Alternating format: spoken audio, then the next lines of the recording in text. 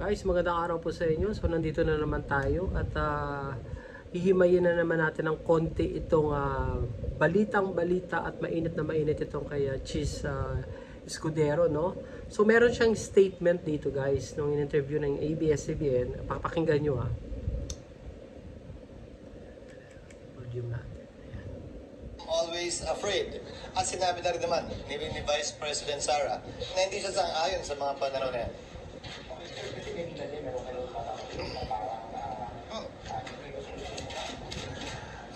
Ang mga kongresista tila nasasanay na diktahan ang Senado kaugnay sa gusto nilang mangyari sa impeachment. Sinasabi niya, ang mga kongresista, no, nasanay na parang dinidiktahan ang Senado. Ano niyan, guys, itandaan niyo yan. Pwes kung trabaho ng ilang mambabatas na maging sunod-sunuran kay Speaker Romualdez. Yan pa. Dito nag-drop name siya, sunod-sunuran.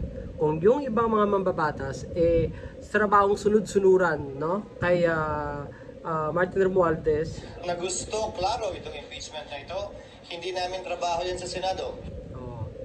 Dito, guys, ano na dito sa analyze ko, opinion ko, dito talagang pinapahayag niya na yung kanyang side na hindi siya talaga pabor sa impeachment, no? At kung nakikita nyo, ang dami niyang mga depensa, no? Kahit yung speech ni Coco Pimentel, ni Risa Hontiveros, more on yung side niya, guys, is meron siya talagang sa palagay ko, parang meron siyang dinidepensahan, no?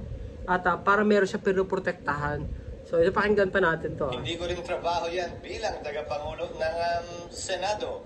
Para sa akin, gagampanan namin ang aming tungkulin ayon sa aming paniniwala na tamang proseso na naaayon sa batas.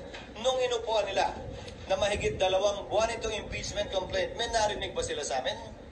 Nakalagay din sa rules nilang immediately ibibigay ng SecGen yung impeachment complaint sa Speaker. Hindi nila ginawa yun sa loob ng mahigit 2 buwan. May narinig ba silang reklamo sa amin?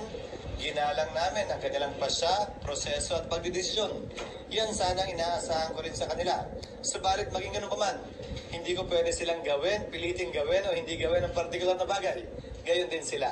Kung nais nila maging sunod-sunuran sa gusto ng kanilang speaker, pues hindi po namin trabaho yan. So, guys, dito talaga lutang Lutang ang impeachment na to, no? Malamang sa malaman, mukhang talagang ito, hindi ito matutuloy. So, no, ang daming mga nagbabash sa kanya, no, to resign, no? Dahil ito, guys, yung impeachment na to, malaking malaking trial para makamit ng taong bayan yung hustisya.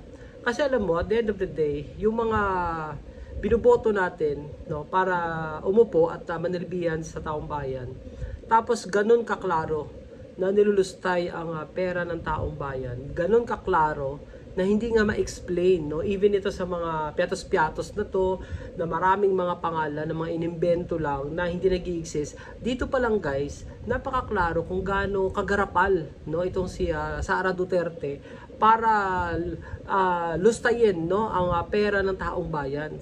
So, di ba? Kaso lang, syempre, sa dami ng ang dami ng mga budget na napunta sa kanilang mga bulsa, kaya-kaya na nilang bayaran, no, yung mga senador para kumampi sa kanila. So, saan dadamputin? Saan pupulutin itong impeachment trial na to? 'Di ba? Buti na lang diyan.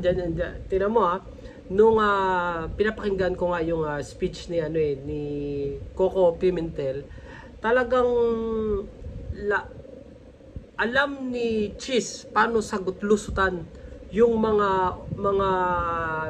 nilalatag, no, na kino-corner siya ni Coco Pimentel, pero talagang meron siyang naka-ready, no, na alibis, no, ang dami niyang alibis talaga. So talagang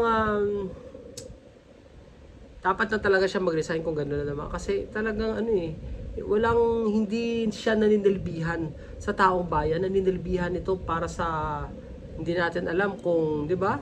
Meron nga mga nagko-comment dyan, no? Nasa bangko na. Oh. So, titingnan natin kung ano talagang kahinatnan nito, guys. Medyo talagang malabo sa malabo, pero malinaw sa malinaw kung anong nangyayari. Okay?